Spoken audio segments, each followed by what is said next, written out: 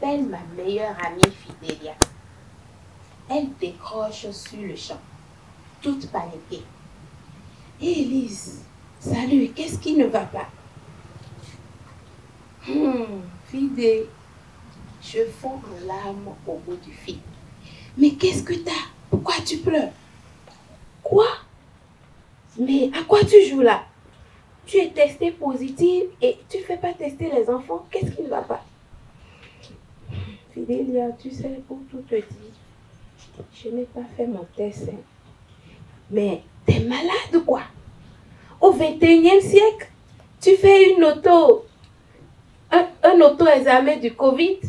Comment se fait-il que tu ne fais pas ton test? Va immédiatement faire ton test et tu me rappelles. Sur ce, elle raccroche. C'est ça, Fidélia. Gentille, mais très autoritaire. Au même moment, un SMS pointe sur mon téléphone. Chers citoyens, le Covid existe. Plus vite vous vous testez, mieux vous êtes soignés. Je pris résolument le chemin du lieu de dépistage. Arrivé au centre, l'agent de santé me demande: Madame, avez-vous été en contact avec un malade? Non, non, pas vraiment. Ça fait 2 semaines que je n'ai pas mis pied au dehors. J'avais des choses à faire à la maison. Eh bien, madame, je suppose que vous avez fait des rangements toutes ces 2 semaines. Pourquoi? Quel rapport avec mon test de dépistage? Excusez-moi, c'est parce que je vois que vous êtes paniqué. Je me confonds en excuses. Vos résultats sortiront demain. Je repars donc. Fidélia m'envoie un SMS en fin de journée.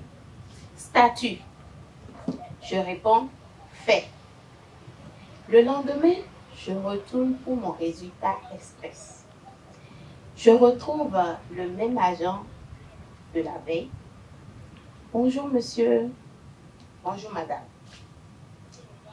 Vos résultats sont négatifs. Excusez-moi pour hier, vous savez, j'avais peur de mourir. Écoutez madame, tôt ou tard, vous mourrez un jour. Puisque vos résultats sont négatifs, je vous suggère de faire un test de PALU. Je le remercie. Au moment de m'en aller, il reprend. Madame, vous savez quoi? La peur du Covid tue plus vite que le Covid. Je partis donc. J'appelle Fidélia pour lui annoncer les résultats et lui présenter mes excuses.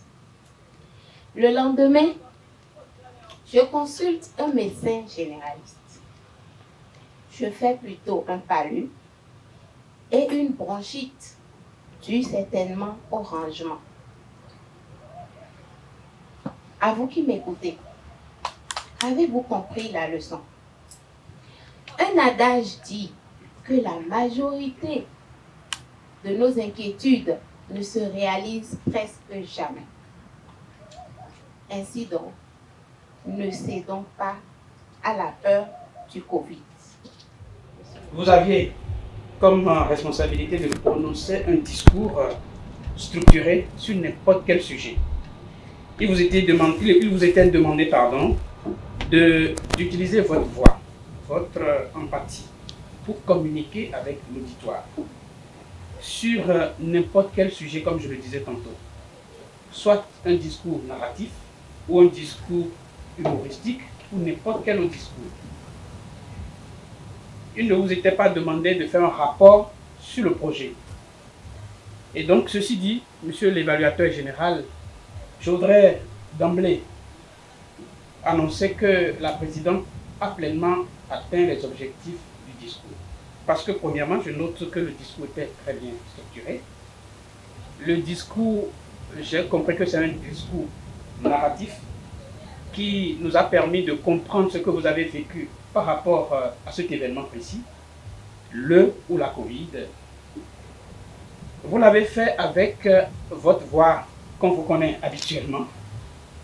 assez mesurée, douce, votre voix qui s'est fluctuée à des moments donnés pendant que vous preniez tantôt le rôle de votre ami, pendant que vous parliez vous-même en votre nom, et aussi pendant que vous imitiez la voix de celui qui vous a reçu au lieu de dépistage. Et donc, avec ces trois différentes situations que j'ai décrites tantôt, j'ai noté que vous avez fait preuve de variation vocale, comme le projet vous l'a demandé.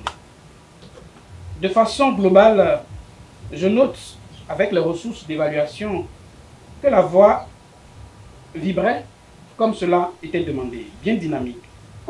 Vous avez eu, comme je le disais, une pleine voix bien variée, douce et agréable.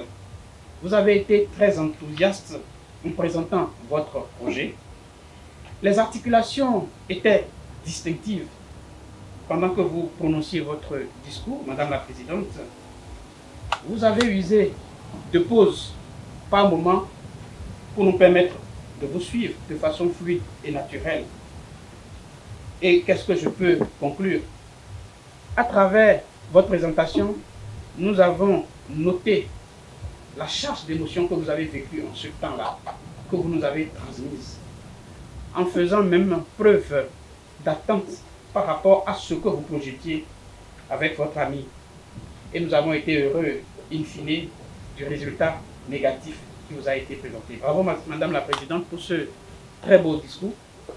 Je vous prie de nous revenir très vite de Lomé pour un autre discours de niveau supérieur. Monsieur l'évaluateur général, je vous prie de recevoir mon rapport.